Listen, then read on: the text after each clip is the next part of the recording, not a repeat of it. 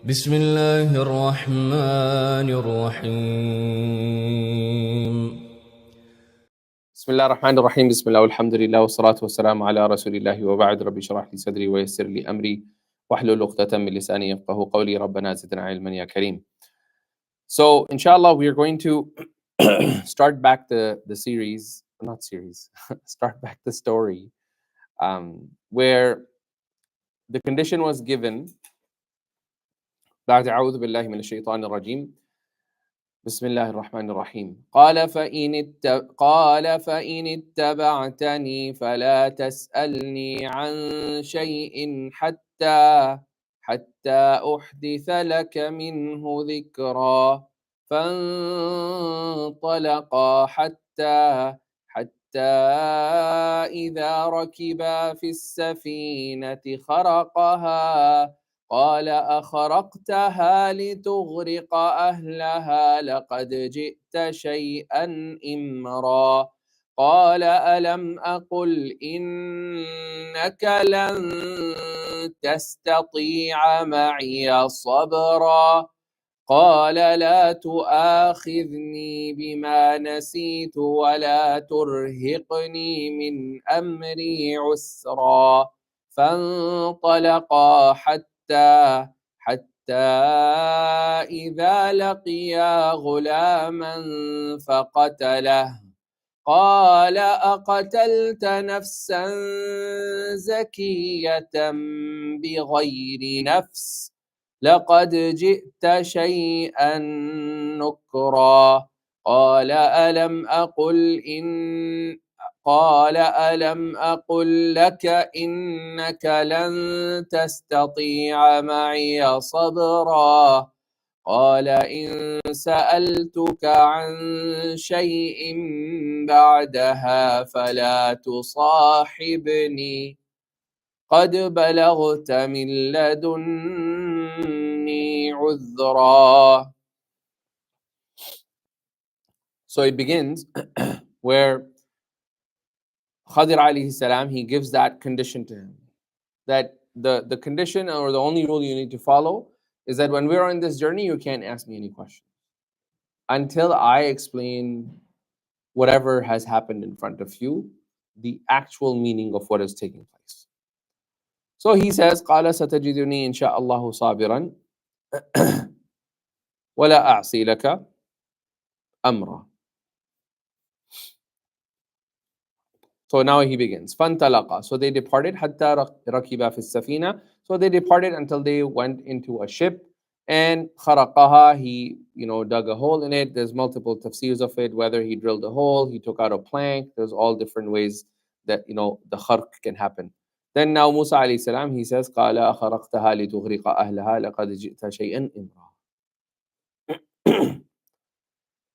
You want the people of the ship to die. In one narration, in one riwayah, we read ليغرق أهلها. لتغرق, you, and another one ليغرق, you, like, so the people of the ship will drown. ليغرق أهلها. قال ألم أقل إنك لن تستطيع معي صبرا. I already told you, you're not going to be patient about this. You're not going to have patience on this affair. قال لا تؤاخذني بما نسيت. I forgot. Don't hold me accountable for it. Don't make it, he started pleading with him. ولا ترهقني من أمري عسرا. And don't make this affair hard on me. I'm going to be nice to you now. I'll obey. فانطلقا. So they both departed again. حتى إذا لقي غلاما فقتله. Now he sees this young boy and he kills him. قال قتلت نفسا زكية بغير نفس. Have you killed a nafs and you haven't, there is no nafs بغير نفس, because in Musa alayhi salam's sharia, in Musa alayhi salam sharia, it says أن النفس بالنفس والعين بالعين, right? That an eye for an eye, an ear for an ear, and all of that ruling. So nafs bin nafs. So he's bringing that sharia. He's like, you could have killed him if there was a consequential killing, that he killed somebody, then you had the right. But why are you killing somebody for no reason? بِغَيْرِ نَفْسٍ لَقَدْ جِئْتَ شَيْئًا نُكْرًا. You have definitely brought something grave, a horrible thing. قال ألم أقل لك. Now this time, notice the first one he says, قال ألم أقل. Did I not tell you? إنك لن تستطيع معي صبرا. You will not have patience. The first time. The second time he says, قال ألم أقل لك. So this shows you that he is now a little bit annoyed. So he added that extra word. He's like, did I not tell? So the first one is, did we not talk about this? Did we not say that you will not have patience about it? Now this time he's like, did I not tell you that you are not going to have patience about it? Alam aqul laka innak. It's just, for example, sometimes you tell, don't do this. So your child will carry on do it. He'll still do it. When they do it, and now what you had told them was going to happen, what do we say? मैंने नहीं कहा था तुम्हें? Like, did I not? ألم أقل ألا قلت لك? Did I not tell you that this was going to happen? We see this in our regular languages. So we add that you for emphasis. Okay? لن تستطيع معي صبرا. You're not going to have patience with me. Question for you guys. The first two, both of these times when he spoke up, actually, I'll pause this. We'll come to the next one. قال, he said, إن سألتك عن شيء بعدها, if I ask you about anything after this event, فلا تصاحبني. Do not accompany me.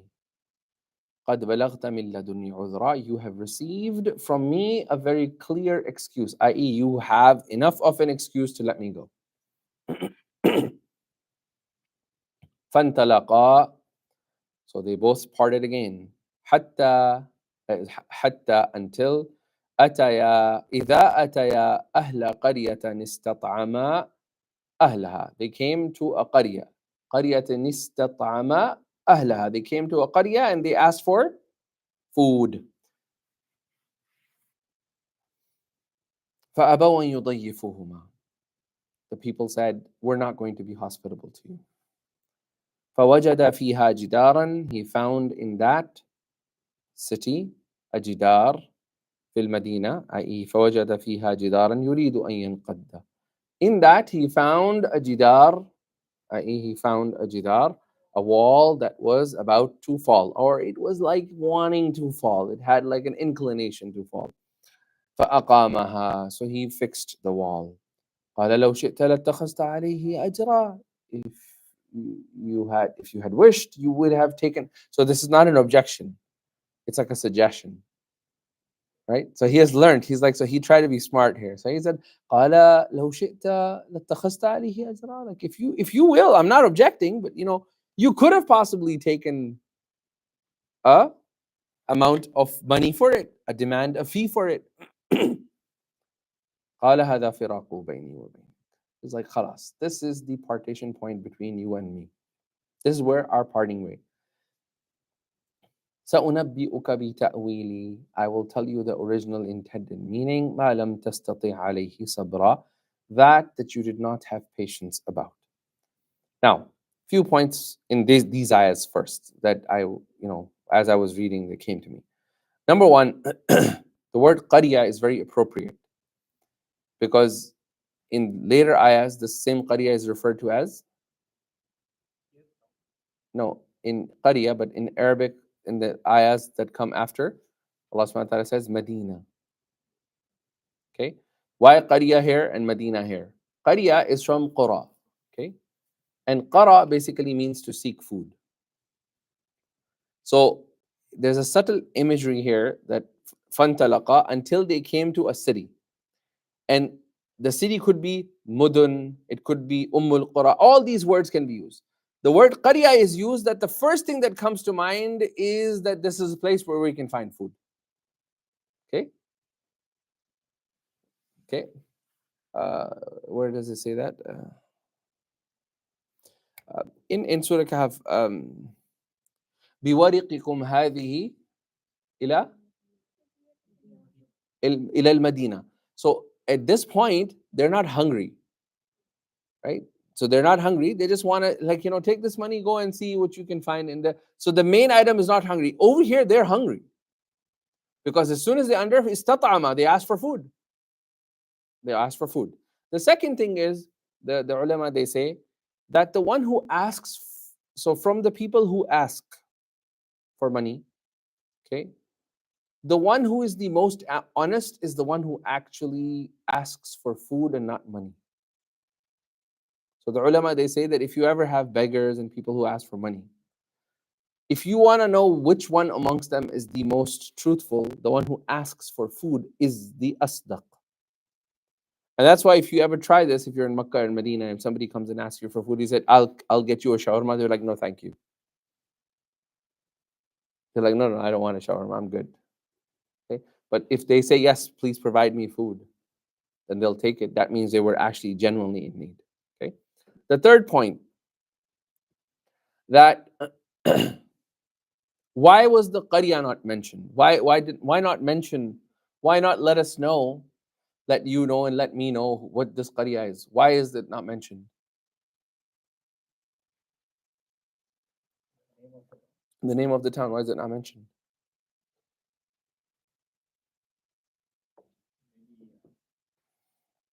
What could have been the problem if the name of the town was mentioned? People would hate that town. You guys did this to Musa alayhi salam, and so out of, although they were it is mentioned that they were the most miser town in the world. Abkhalu qawm. Lekin Allah subhanahu wa ta'ala knows that I don't want the people that come after to have to worry. So Allah took away that name. And likewise, when we find somebody or a group of people or a place that may have people who don't necessarily represent good values, taking away the name and just saying there are a bunch of people or a group of people, and then making it ambiguous saves face, because maybe 10 years later that same place will have people that will flourish that, and that masjid will become, or that center will become, or that city will become, that group of people will become, that country will become. Oh, people from this country are kada. When we make that statement, right, sometimes we will do that. And when we, from those, such and such country, they are we'll make these generalizations, right? Allah subhanahu wa ta'ala does not do that.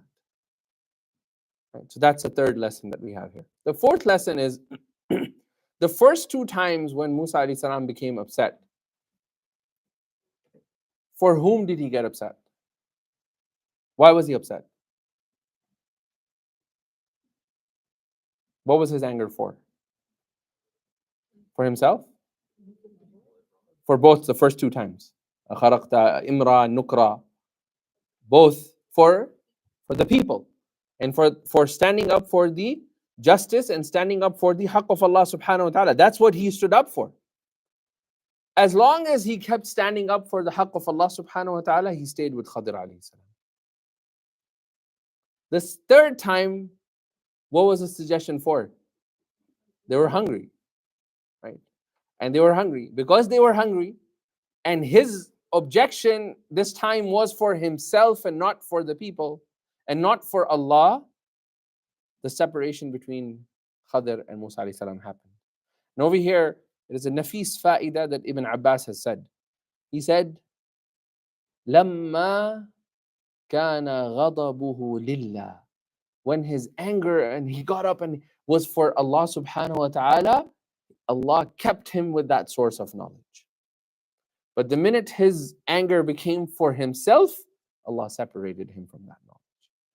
And that is why he said that if you want to show anger, your anger is for the sake of Allah. إِذَا تَغْضَبْ لِلَّهِ يَبْقَى مَعَ اللَّهِ. If you get angry for Allah, you'll still stay with Allah. But if you get angry for somebody else, your own nafs, the anger is for your own nafs, then Allah will leave that place. It's a very famous story about a salaf that is mentioned, that he was also a wrestler. He was a musari', he was a wrestler. So in the city, Shaitan made people believe that this tree has, I don't know, some magical powers. If you're from India and Pakistan, you know what I'm talking about. I don't know if it happens in Egypt, but they'll tie like things to a tree, and they're like, if we come and we tie 7 red threads and 10 blue threads, then we will get a child who's going to be male, or something like that. Until this day, these things are there. Like a friend of mine, he went recently visited, and this tree was like dead, and it had all these things attached to it. And every time people come, so this person, he saw this tree, and shaitan made people believe that this tree has some power. So they would come and tie these things. So he was a musari', he was a wrestler. So he got up and he said, tomorrow I'm going to go, I will like take this tree out of the root and get rid of the shirk. So as he's about to do that, shaitan comes in a form of human and fights this person. And this guy was a musari', he was like a wrestler. So he puts him down, and like he's got his hand on the throat, and he's like, listen, don't remove the tree. Every day after Fajr, I will come and I will leave 2 dinars for you under your pillow. So he's like, okay. So he goes to sleep next morning, mashallah, Fajr, 2 dinars. This is a true story, right? It's mentioned in Tafseer books. Second time he gets up next day, 2 dinars. Ya Allah. Wow, what a great guy. Right? Third day, no dinar. Okay. And that person in the shape of shaitan, he was basically there physically trying to confuse people. So he's there in the shape of a human. It's well known about shaitan historically, if you read stories, that he comes in the shape of humans to like when Battle of Ahzab was happening, he came in the shape of humans. He does that all the time. So he came there as a shape of, he was there, and then this Musari' comes, sees him. He's like, Ta'al, come. So there's a wrestle match happens, and this time shaitan wins and he loses. So he's like, Ajib, I defeated you 2 days ago. What happened? He said, your anger, shaitan tells him, your anger 2 days ago was for Allah. So Allah made you overpower, i.e., you were able to overpower me, and I became weak. A'an Allahu alayk. Allah helped you over me. وَالْيَوْمَ غَضَبُكَ لِلدُّنْيَا. Today your anger is for dunya. فَأَعَانَنِي عَلَيْكَ. So Allah helped me over you because He came for dunya. And this tells you the importance of just how much a person weakens if dunya takes over them. This is a clear indication. If dunya takes over you, man, it's over. It's over. The third thing, in the next ayah, he says, قَالَ هَذَا فِرَاقُ بَيْنِي وَبَيْنِكَ. The actual sentence should have been قَالَ هَذَا فِرَاقُ بَيْنَنَا. فَلَقِيَ. All of that, they're connected. بَيْنَنَا. So why separate and say بَيْنِي وَبَيْنِكَ? Why not say بَيْنَنَا? No. No. They were never together. From the first incident, Musa alayhi salam never submitted. There was no bainana. There was nothing between us. Because from the first incident, you argued. So he's like, Baini, I got nothing to do with you, wa bainik. The technical term should have been bainana, between us. This is a separation between us. But he separated that even in the words that we were never connected. We were never on the same page. Right? Funny story, but I'll mention it. It just came to me. There was a woman by the name of Hind. Hajjaj ibn Yusuf's stories are really funny. So there was a story. There's a woman by the name of Hind. So Hind, Hajjaj ibn Yusuf sends for Hind and says, I want to marry Hind. Hind says, I hate this guy. I'm not getting married to him. They all convince him. He said, look, this is khitbah of Hajjaj. You know what he can do. He has killed villages. He's going to just completely destroy us. So please just accept. Finally, they all convinced her, and she said, okay, fine. I will convince because I'm convinced I accept because I don't want any harm to come to my family. It's okay. I'll accept. and he has many other wives, so I'll only have to deal with him once, in a blue moon. So I think he was his fourth wife or something. So anyhow, she was his fourth wife. So now she goes, the nikah happens. As soon as he comes and meets her for the first day, she's looking at the mirror, and she says a poetry in Arabic that Ma inna Hindun muhratul Arabiyya. Hind is nothing but a prize jewel of Arabs. They all wanted to marry her. And if after tonight Allah gives us rizq, إِذَا رُزِقْنَا, if Allah gives us rizq of a child and he happens to be like an Arabian horse, then he's on my sulala, he's on my lineage. And if it happens to be like a mule, then it's going to be on the father. This is like she's looking at the mirror and not even looking at him. So Hajjaj ibn Yusuf gets so upset, he takes out the sword and he was about to kill her. But he knew that I'm not going to do that. At least even those tyrants, they knew that you don't hit women. Like today we have real issues. Like tyrants, they will go kill a man, but they'll knew that not to hit a woman. That much honor they had. So he calls his sayyaf, he calls the guy who does the executions. He says, طَلِّقْهَا بِكَلِمَتَيْنِ.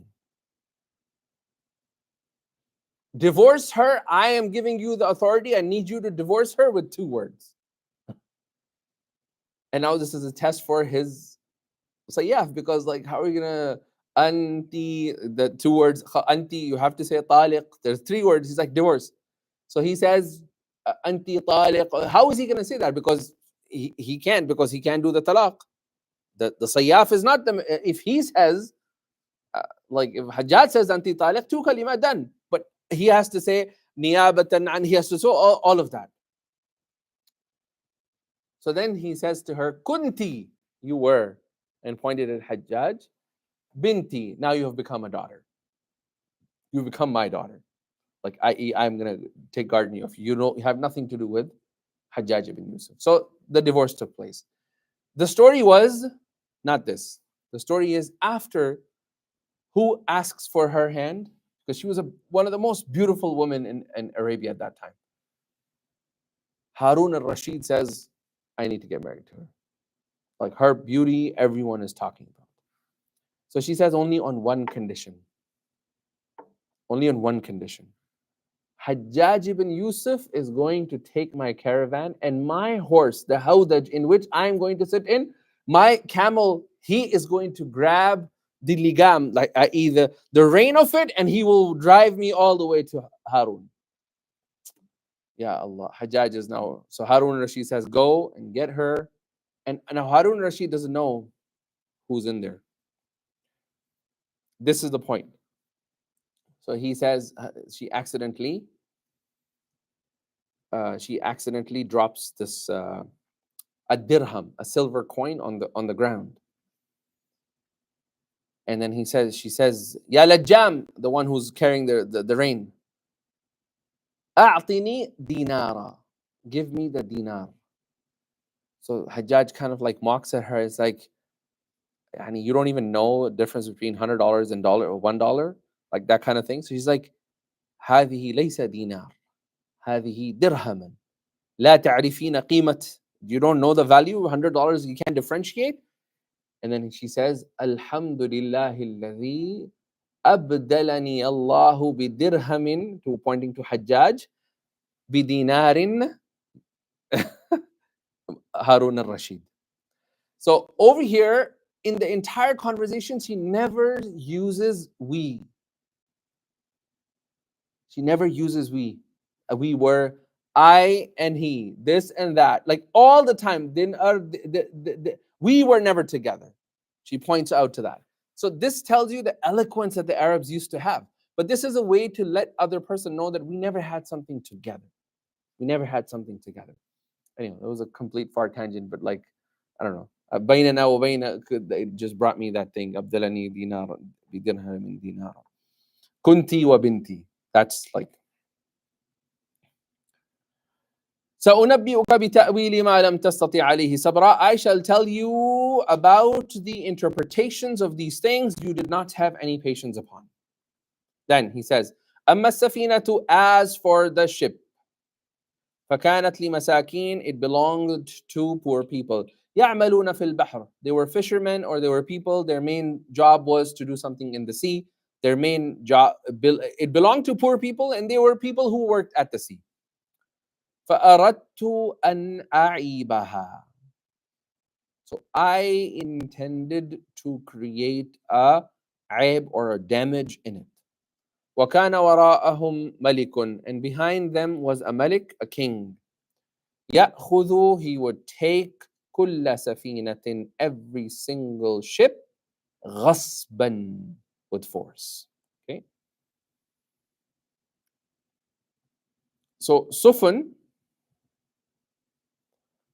as-sufunu basically means when something is carved and the obvious front portion of it that becomes visible. Okay. And from there comes safina, that it's like it's the big ship, it's carved and hollow. When you look at it, you see the outer structure, but the inner part of it is hollow. Okay, that's what a safina is. The word wara in the Arabic language comes for many, many meanings. Wara means in front. Wara'ahum, in front of them. There was a king. Okay.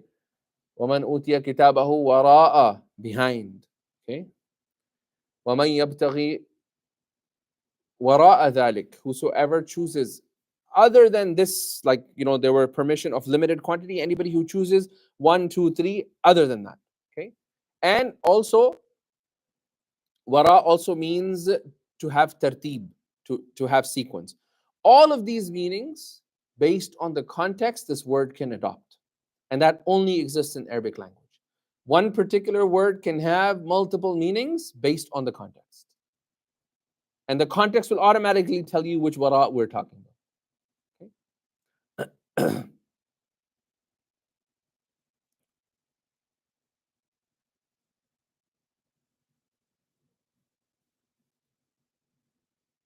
So in the Arabic language, the word ghasb is something interesting for us to get into a little bit. So ghasb is to take something that you acquire, or you to acquire something unlawfully. Okay, to acquire something unlawfully. You take something unlawfully and there was an element of struggle in it. So you try to take that and the person fought and, no, I don't want to give my camera. You fought, and then you finally took it. That's ghasb. Khatf is where the person didn't even recognize when you took it. You came where like the person who possessed the item, he did not have any power to fight. Okay, without any struggle. And you have stealing. Stealing was nobody knew about it. It was privately done. Like the person was not, the owner was not there at that moment. Okay, and then you have ikhtilas, which is basically something was entrusted with you. فَأَخْلَصْتَهُ لِنَفْسِكَ. I give you this cup and I say, this is yours. I'll come back in 30 days and get back to you. And you take this cup and now you go and sell the cup and take the money for the cup. And now you, like, أَخْلَصْتَهُ لِنَفْسِكَ, you made it for yourself. Okay, that is called ikhtilas. All of these words, they're very similar, but they come in different meanings all throughout the Arabic language. Okay. وَأَمَّا الْغُلَامِ, and as for the ghulam, the boy, now let's come to the story of the boy who was killed. فَكَانَ أَبُوهُمَا مُؤْمِنَيْنِ فَكَانَ أَبَوَاهُ مُؤْمِنَيْنِ. Their parents, abawa, abu, father, abawa, mother and father combined. Okay, it's not a, yes, it comes from the word abu, but this is very important for us because today, the whole LGBTQ mafia, the LGBTQ mafia, they use this ayah. It says, Abawahu, he had two fathers. So they use this ayah to say, why this Islam allows it. Look, it says Abawa, the two fathers. Those people are absolutely ignoramus in Arabic language. Okay? Abawa over here automatically entails, when you say parent, in the English language means parents, my parents. What does that mean? Both mother and father. When I say parent, one. Understood. It could be mother or the father. But when it's parent, it doesn't mean 10 fathers. It doesn't mean 5. It's understood. My parents, 2 parents. It's understood. Okay. So Abawa, their father, mu'minain, they were believers. Their parents were believers. فَخَشِينَا أَن يُرْهِقَهُمَا طُغْيَانًا وَكُفْرًا. فَخَشِينَا. So we were afraid. The word khashina over here, we feared, is not a fear of like me and Allah subhanahu wa ta'ala fear. Allah subhanahu wa ta'ala does not have fears. Okay, some translators have translated this wrong because they literally went fakhashina, we feared. This we over here is when the kings they speak. We the Almighty, it's an indication of my knowledge, my azama, my greatness. Fakhashina, so we feared. I.e., me and the greatness of my knowledge. He's indicating. It's just like when you go to a doctor, you tell the doctor, no, I don't agree with your diagnosis. It's like listen, I have 5 degrees, and he wants to assert his, like my diagnosis comes from a source of knowledge. So over here, this khashina is an indication that I have ilm from Allah subhanahu wa ta'ala. It is not just randomly that I'm doing this. Fakhashina, that this is, take me seriously. We of greatness. فَخَشِينَا أَن يُرْهِقَهُمَا طُغْيَانًا. The son would be in defiance. And that's the word yurhiqa comes from the same word, sinnal murahaqa. Teenagers. Murahiq. Teenager is called murahiq, the one who exhausts you. Arhaqahu. Yurhiquk. Exhausts you because of defiance. Okay? Put pressures on you. Yurhiqahuma, and he would pressure, this child would pressure the mother and the father into defiance. Tughyanan wa kufra. He would force the parents to be disobedient to Allah subhanahu wa ta'ala. Okay. فَأَرَدْنَا, same thing. Who is this aradna? It can't be Allah. فَأَرَدْنَا. So we hoped. He's talking about him. يُبْدِي لَهُمَا رَبُّهُمَا. Allah comes right after. So aradna, this is we hoped, i.e. the element of grand, like azama. We hoped for aradna. If you do add Allah subhanahu wa ta'ala in it, in this ayah, the meaning doesn't make any, there's no issues. For aradna, me and Allah subhanahu wa ta'ala hoped. I.e. it's actually Allah subhanahu wa ta'ala hoped with the ilm that I have, I also hope that same help. That meaning could also yastaqim. أن يبدلهما ربهما, that Allah subhanahu wa ta'ala would replace them, their Rabb would replace them, خيرا منه zakatan, better than them, zakatan, in piety and virtue, وأقرب رحمة, and he would be a lot more caring to them. Okay, وأقرب رحمة. Now he starts about the jidar. وأما الجدار, and as for the wall, فَكَانَ لِغُلَامَيْنِ يَتِيمَيْنِ فِي الْمَدِينَةِ. Notice the Qariya word changed to Medina. Because the food is not the purpose here. It's a story being told about that in the city, فِي الْمَدِينَةِ. كَانَ تَحْتَهُ, underneath that wall was كَنْزٌ, was a treasure. لَهُمَا, for them. Okay? The 2 kids. Now it is mentioned that these kids, there's lots of tafseers mentioned about them. Who were their kids? What was their age? All of that. We don't need to get into that. There were 2 boys. Allahu alam what their age was. Allah, if He had intended, He would have given us the word. They were young boys. We know that. But what were their age? What was their nature? All of that. They were in Qariya Fulan or Qariya. All these names have been mentioned. We do get all of those from Israeliyat. But there's no benefit. If Allah wanted us to know where this was, He would have told us. Okay. Kanzul lahuma, and between this, underneath the wall, was treasure for them. وَكَانَ أَبُوهُمَا صَالِحًا, and their father was a pious person. Now over here, Abuhuma Salihah, I'm going to take some time on this. Allah subhanahu wa ta'ala give us salah. So Abuhuma Salihah, in this tafsir, lots and lots of discussion has happened. Here's a summary of what I thought was relevant to all of us. Okay. The greatest thing that you can entrust with Allah subhanahu wa ta'ala is the deen of your children. Not your bank accounts, not the car you leave behind, not the 401k that you make them as the inheritors, not your asset inheritance accounts where on your death they automatically get a tax-free asset. All of those things lead to nothing. I know of an individual, when he died, his father, he was not close to his father, but his father left for him in California. Like his father was in California, they were somewhere else. And his father left behind, I don't know, like stocks and this and that. And all of a sudden, one day he got up in cash options. He had like $4 million in his account the next day after his father died.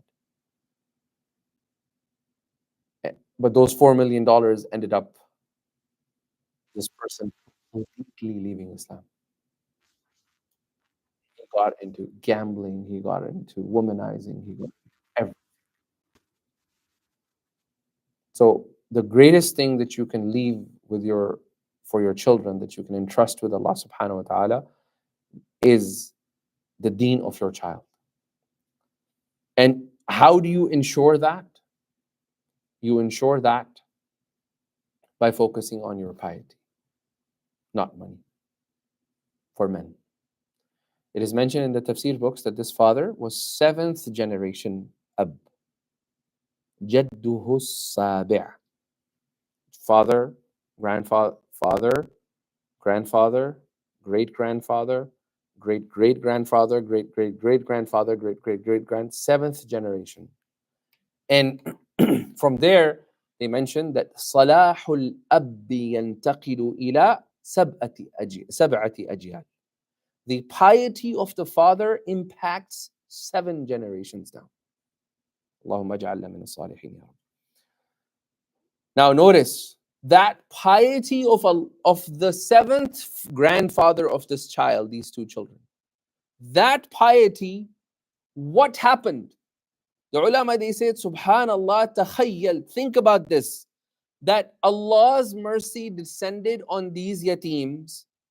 The piety of the father, 7th father, whose body is completely dissolved in the grave,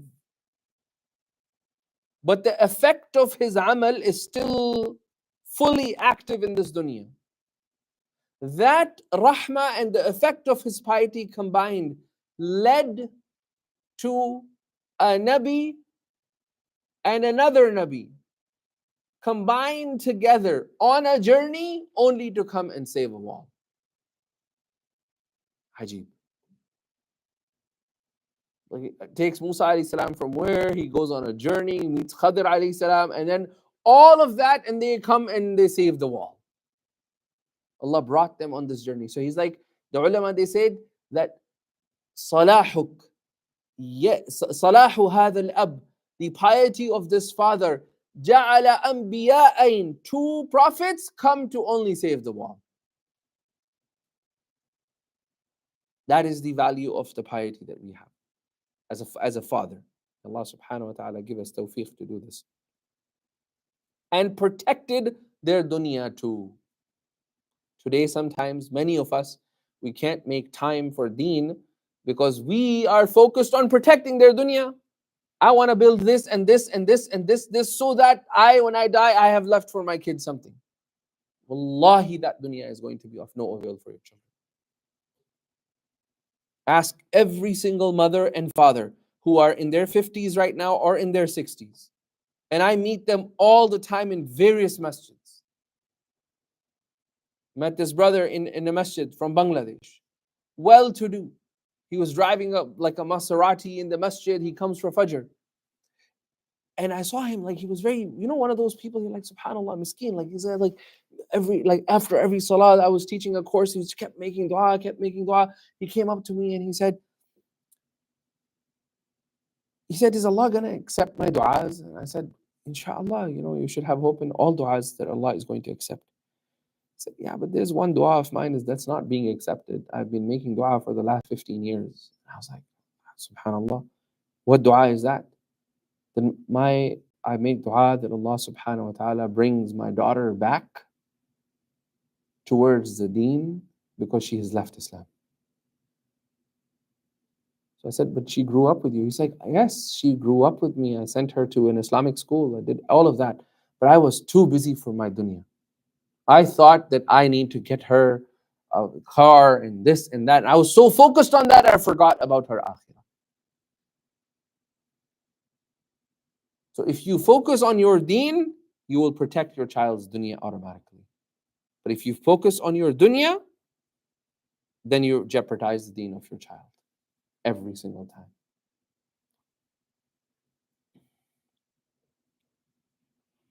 And they focused on deen and they entrusted the dunya. So he focused on his deen and entrusted the dunya with Allah subhanahu wa ta'ala. And to protect the kanz, that treasure, Allah sent two anbiya to protect the dunya. And if Allah can do that to a random person who's not even some muballigh, he's just a random person who believed in Allah and had piety, then imagine what Allah can do for us to protect our children. The second point over here in this ayah, فَأَرَدْتُ أَن. So over here he says, where do we go? Sorry. وَكَانَ أَبُوهُمَا فَأَرَادَ رَبُّكَ أَن يَبْلُغَ أَشُدَّهُمَا. Allah intended. فَأَرَادَ رَبُّكَ. Allah intended that these two children, they reach their mature age. They become pure. They reach the age of puberty. وَيَسْتَخْرِجَا كَنْزَهُمَا رَحْمَةً مِّن رَبِّكَ. Then the treasure will come out and they will be able to benefit from that treasure. Why wait until the puberty? Because whoever was taking care of them, if the money came out before, the person who was taking care of these yatim, they would take that money. So Allah protected that money for them. وَمَا فَعَلْتُهُ عَنْ أَمْرِي. And I have not done any of these affairs of mine. And وَمَا فَعَلْتُهُ عَنْ أَمْرِي ذَلِكَ تَأْوِيلُ مَا لَمْ تَسْطِعْ عَلَيْهِ صَبْرًا. This is the explanation of that which you were not capable of being patient with. Yes. So that's good. So in the first one, it's تستطيع, 6 words. Second one is what? No, second one is not تستطيع. The first one, Allah subhanahu wa ta'ala, where is Amma Safina? No, the one before that. تستطيع. First is تستطيع. Then the second one is تستطيع. And the third one is تستطيع. So the general rule in Arabic language, the simplest form to understand this is كلما زاد المبنى زاد المعنى. That's the rule that you need to understand. Every time a word is added to an Arabic, so the actual is istita'a. The actual is ta'a. From there comes istita'a. From there comes tastira. Now you add the other one, tastati'a. Then you add tastati'a. The more huruf you add, the more emphatic the word becomes. So in the first one, he emphasized more emphatically. لم تستطيع عليه صبرا. But then he realized the second time he objected, he's not going to have any patience. So he dropped that emphasis. That's why he dropped one word. Then the third one, he's like, you have no azm. Musa alayhi salam, he's like indicating tastir. You have no azm. So that's, again, this is mentioned in Tafseer books about this. Have you heard this before? Jamil. Next part. Now becomes the fun part. The best story yet. I don't know. We can start. Depends on their patience. Maybe we could get intro, but then end it there. I think I like that. Okay, you know what? I'll do that. We'll do a quick intro of this, like why the story is important and all of that. So this was one of the second stories that was asked. Dhul Qarnayn. Okay. So, Dhul Qarnayn, what is his name that is mentioned? The man with two horns. Okay. Was he a human? Okay. Amphibian. Alien. So it is mentioned that he was either a human, or number two is he was either an angel. Okay? He was either a human or an angel. If he was a human, a lot of the story that happens, you have to suppose that story that everything is taking place in this world, and you're going to run into a lot of issues with trying to explain these ayat. Okay, but if you take the tafsir opinion, which is the classical opinion, that he was also I mean, Ibn Abbas used to believe in that, Ali radiallahu anhu used to believe in that, right? Some of the great Sahabas believed in that. So if you believe that he is an angel, then the story becomes a lot more interesting. Okay, I'll share with you some of the ahadith that are mentioned about him, that are mentioned in, for example, Fath al-Bari. He quotes that hadith. He quotes the qawl of Ibn Abbas, or quotes the qawl of Ali radiallahu an, and there was nobody from the Sahaba, nobody objected to this qawl. Okay, one of them, it says that he used to have a horse. So one of these days, he took his horse while he was in this dunya, and he took his horse to the Sirius star. Okay, the star Surah. He took his horse, and on Sirius he went and he parked his horse, and there was a stable over there. He parked it, and then he came back. Ali radiallahu mentions that. وَكَانَ لَهُ فَرَسٍ ثُمَّ ذَهَبَ إِلَى سُرَيَّ. He went to Surah, and then he parked his horse, and he came back. Nobody from the Sahaba objected to this. Okay, so then it makes a lot more sense that this person was an angel, because angels can travel all the way. They can travel to the stars, they can come down, come back, all that, and they're not limited to, like, their travel space is a lot easier. Second, which I think is a more powerful reason, which some of the tabi'eens have mentioned too, is that generally a human doesn't punish. إِمَّا أَن تُعَذِّبْ وَإِمَّا أَن تَتَّخِذَ فِيهِمْ حُسْنًا. Like, this statement is generally who in the entire Quran has come down to punish? The angels. Allah gives them the try, like the Qawm of Yunus, Allah sends angels down, and they come down and they punish. So because of that, because of this ayah, give them a choice, right? Whoever is going to do good, you will be dealt good. But if you don't, so that also indication tells you that this was an angel. Okay, most likely. Having said that, I need to be on the record so we know majority of the tafsir scholars believed that he was not an angel, despite few of the Sahabas used to believe in that. And the reason for that is because it didn't make sense. They did not have the celestial knowledge. They didn't have all of that. So with the limited knowledge that they had, they said this cannot be an angel. This has to be a person. And they believed in that ayah in such a manner. They said, yeah, you know what? We don't know where the Shams is. Matli al-Shams, Maghrib al-Shams, right? That causes a lot of problem. Where does the sun set? There's no place in this earth where the sun sets. It's continuously revolving, right? The only way you see a sun set is when you travel far away from the universe. Okay? When you travel far away from the universe, and you can do that on telescopes and stuff like that. If you travel and zoom out, eventually you will see that the sun's energy is going to diminish, because you will be so far away that you will feel like the sun is gone. Okay? So all of these things will lead us to believe that, you know, a lot of these, they did ta'wil of it. They said Maghrib al-Shams, there was a place, Aqsa Shimal. Aqsa Sharq, the furthest east. They didn't understand the earth was round. They thought of it as a flat, like go to the last end, and then over there it will end.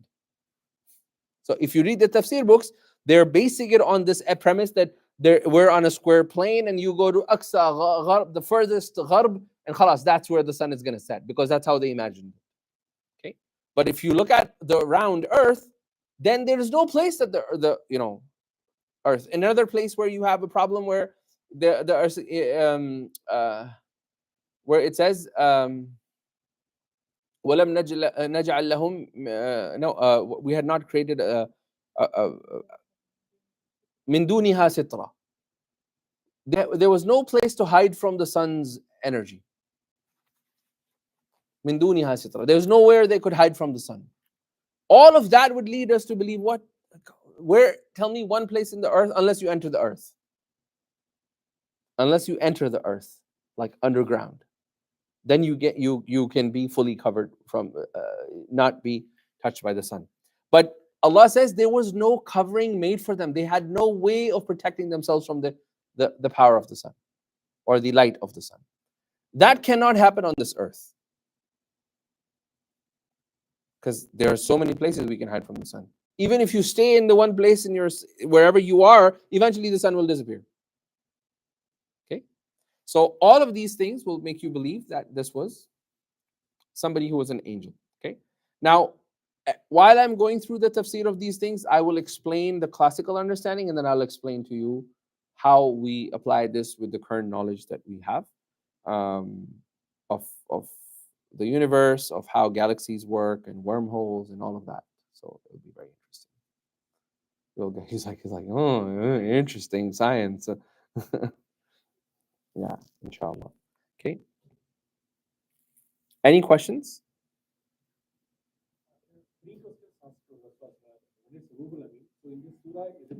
It's gonna come. قُلِ الرُّوحُ مِنْ أَمْرِ رَبِّكَ. It's gonna come. Somebody ask a question?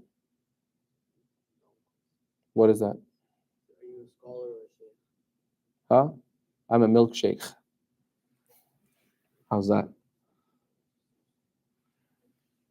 Anything else? Yeah. You said Abuhuma Salih had 7 generations. How do you know it was 7 generations? The hadith from a qawl of one of the Sahabis. No, I just one day sat and I was like 7th. No, whenever we say any definitive numbers, generally you will see that they will come from either Mujahid, Muqatil, Ibn Abbas, Dhahak, all of these early mufassirs, and they must have heard it from a Sahabi. A Tabi'i, when he narrates, he must have heard it from a Sahabi, and a Sahabi, when he narrates, he will explain things, whatever they heard from Rasulullah sallallahu alaihi wasallam. Sometimes they may not say in tafsir books, سمعت رسول الله صلى الله عليه وسلم يقول في ذات يوم. They're not going to say any of that. They'll say, this is what I believe this ayah means. And generally, there is a tasalsul. When you ask this question, there's a tasalsul, there's a sequence in which we order. So if Ibn Abbas says something, that's number 1. You drop everything else, because his qawl is the rajih. And then if any of the ashara mubashirin al-jannah, if any of them, then they take precedence. So it's generally Ibn Abbas. Then after Ibn Abbas, who's the second one? Ibn Mas'ud. Ibn Mas'ud, Ibn Abbas, Ibn Mas'ud, because he had fiqh. Ibn Mas'ud had highest level of fiqh from the Quran. So Ibn Abbas, he says, I know لا أعرف آية إلا, I don't know of an ayah, except that every ayah in the Quran, I know where it was revealed, for what purpose it was revealed, فما معناها, and what was the meaning of this. Okay.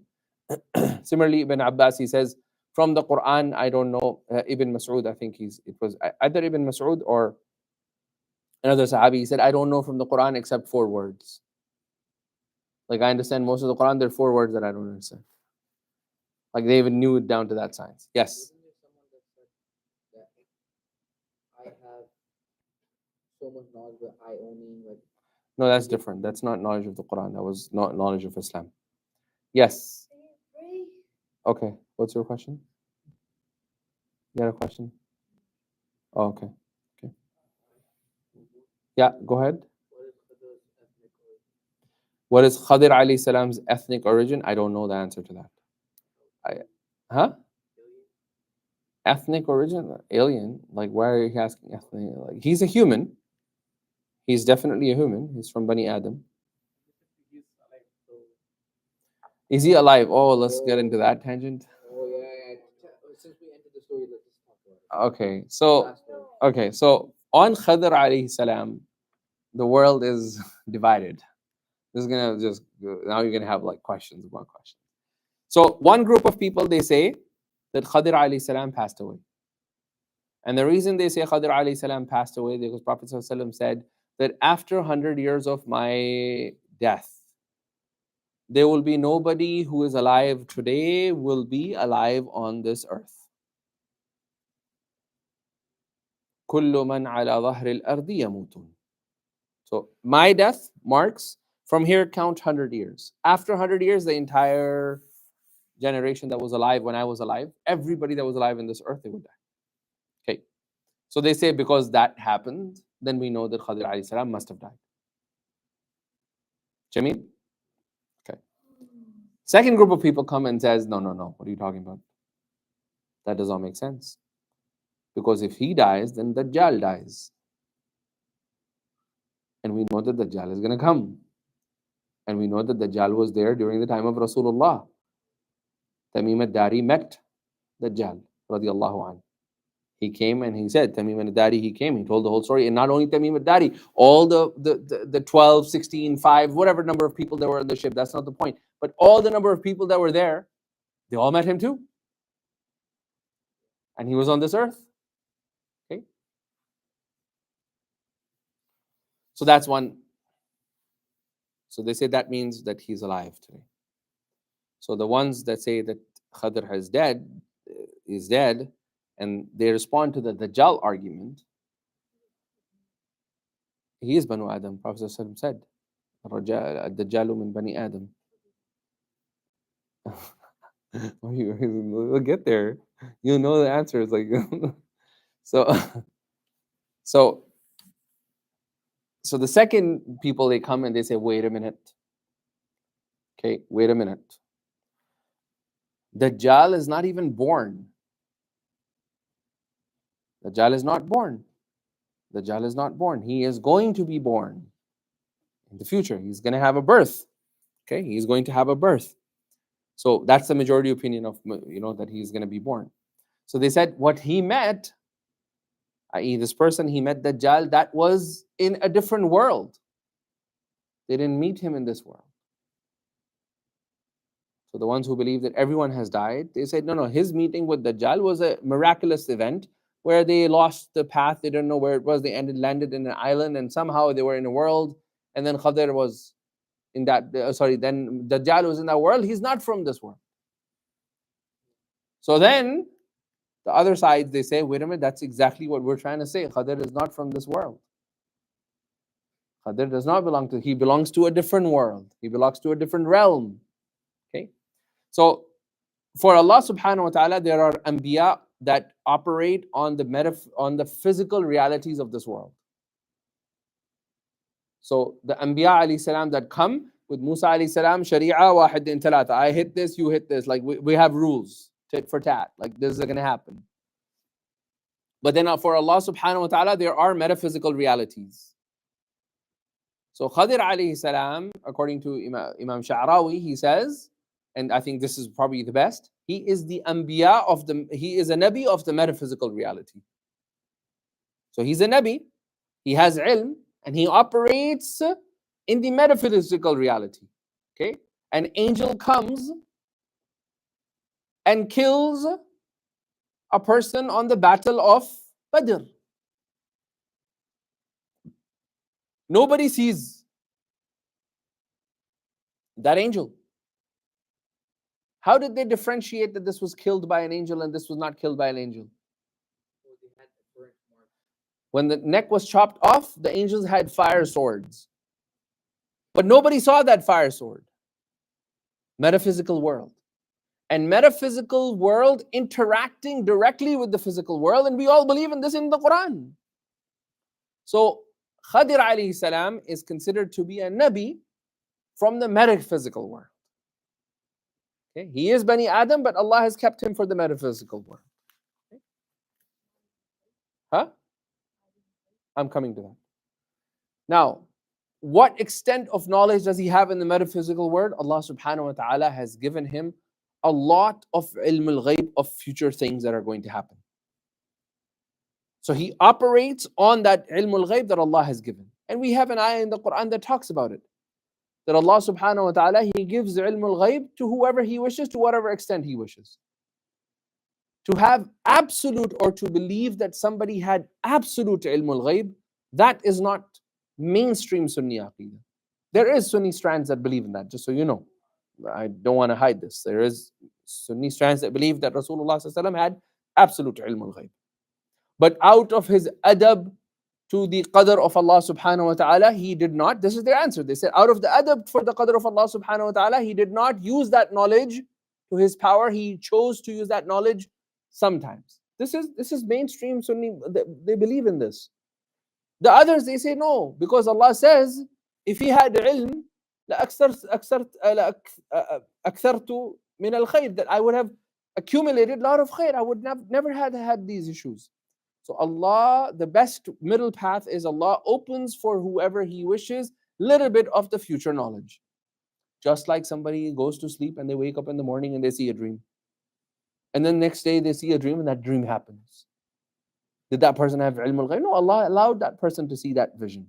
Okay, so Anbiya alayhi salam, similarly Khadr alayhi salam, he has access to a knowledge that's many of us, we don't understand how things will operate. Okay, so he has knowledge to that. Does he come and interact with our world today? That is the bigger question that people ask about Khadr alayhi salam. And Imam Sha'rawi, rahimahullah, he says, the kids know that, so they're going to start laughing. So Imam Sha'rawi, rahimahullah, he says that he met him 3 times. This is somebody who was in our time. Okay, the first time he met him, he was in a disguise of like a shepherd, like a rajul min al-badi. He was like a Bedouin. And we were sitting in the Tafseer halaqa, Imam Sha'rawi says, and then what happens is in that halaqa, there was somebody who asks this question. So he gets up, he spoke about the Arabic rules that are so rare that even the specialists need a reference to refer to in that Quran. He was able to analyze the Quran and few of those things at that moment very, very vividly. And then people started asking other questions, and my brain is like, where is this guy? Where is this guy? So he went after him and then he disappeared. Then many, many years later, he said, I saw the same person again. Saw the same person again. This time around, I tried chasing him. And then all he says to me is, don't try to chase me.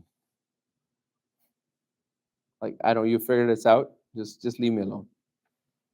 The third time, when he is dying, that's where he actually meets him the last time, before his death of certain. And then he mentions the story towards the end of his death. Right?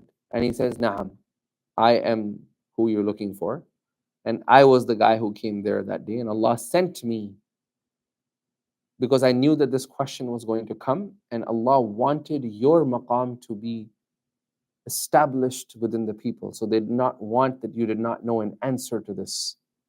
فَأَرْسَلَنِي, Allah sent me to respond on your behalf so your maqam and izzah may be kept. And then he left. Now, interestingly, what happened was, you look at Imam Sha'rawi, he has passed away. Long before YouTube, 1982, 83, 84, 85, that's what his last recordings, then he became really sick. He died in the 88 or 89 or something around that time. So, today, if you go to his YouTube channel, it has like 4 million subscribers, 5 million subscribers. He never thought for once in his life that when he was sitting in front of a television station, when he started his tafsir halaqa 25 years ago before his death, and there was like few people that sat there and listened to it, and then they would do the recordings of it, and it would be aired on every fajr, after fajr, 30 minutes, 29 minutes of tafsir. And his tafsir is so deep that if you understand Arabic, Egyptian lahja, I don't think there's a tafsir out there in the Arabic language, if you can bear the bad audio quality, that provides a scholar and a layman equal amount of enjoyment when you listen to it. Phenomenal.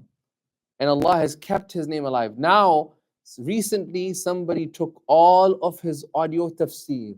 Imagine the tawfiq that Allah has given this man. That they wrote through the audio the entire tafsir. Then they created an entire tafsir. Now his entire Sha'rawi, tafsir of Sha'rawi is printed in a physical copy preserved for the rest of history. So when you do something for the sake of Allah subhanahu wa ta'ala, you never know. Allah subhanahu wa ta'ala can send Khadr alayhi salam to you. But again, these are all stories that we know, and he's not the only one. We have numerous stories in our tafsir, in our seerah books and stuff like that, that mentions about various interactions that people have had. And again, if somebody believes that he is dead and that's what they want to believe, no problem, you're still a Muslim. If somebody believes that they met him and you don't want to believe in him, you're a Muslim and he's a Muslim. This is not a matter of like divisiveness. We have bigger fish to fry in the world right now.